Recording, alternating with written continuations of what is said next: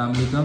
जी वालेकुम। क्या नाम है आपका? मोहम्मद बिलाल। मोहम्मद बिलाल। कहाँ से आए आप? जी जंग से आया। जांग से। कैसे आए यहाँ पे, कैसे पहुँचे हैं? जी टिकटॉक से आपकी वीडियो देखी थी तो वहाँ से।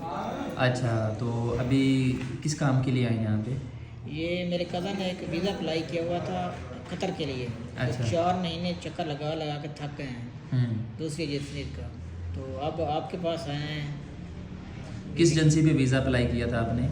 International trade centre. International trade centre पे वीज़ा नहीं लगा उधर से? नहीं लगा। उधर से थक हार के अभी हमारे पास आए हैं जी जी। आखिरी उम्मीद लेके। जी जी। आप दिल हार बैठे थे कि हमारा वीज़ा नहीं, आप इसके बाद हमने वीज़ा अप्लाई नहीं करना। जी जी बिल्कुल। तो अभी लास्ट उम्मीद आपकी इधर अल हुज़ैफा वालों के पास आए हैं। जी जी। अच्छा, सही है। तो यहाँ पे आके आपको कैसा लगा, क्या फ़ील किया आपने? आपको आपकी उम्मीद दोबारा जागी है तो क्या फ़ील किया इधर आके आपने?